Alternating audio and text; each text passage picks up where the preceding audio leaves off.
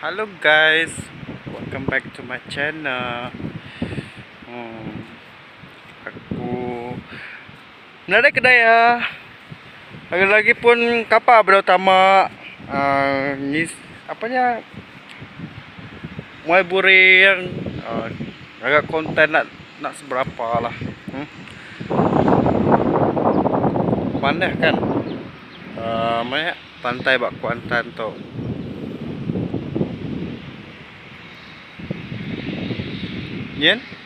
Nyempot Port Kuantan. Aku rasa pantai tu nak boleh mandi lepas dia dekat-dekat kompon.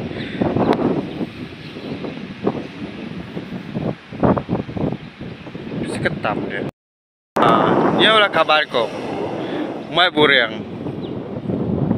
Dah ada helmet. Bagi beratas dia gila buah. Tu pantai. Nyempot. Dua kami gawa.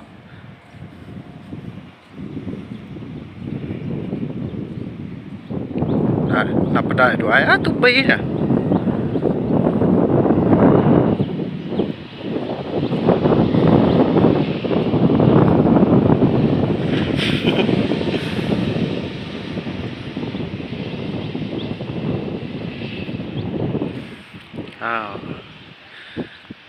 Nanti mana lah pantai tu labannya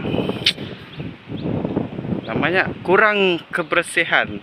Sebab aku tak pun namanya mayolah sampah plastik.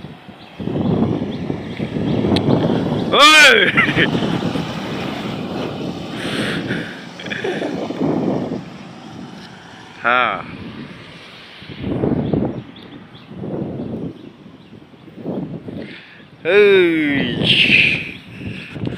Nari kedai ya.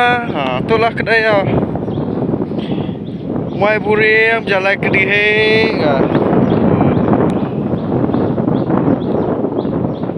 Kak bini nadai gua kak kita gama jai.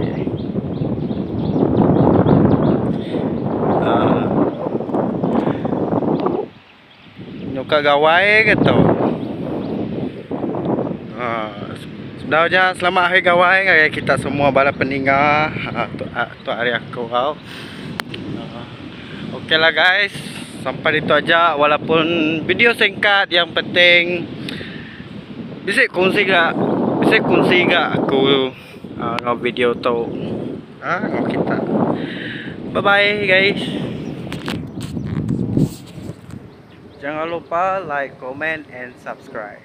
Bye bye.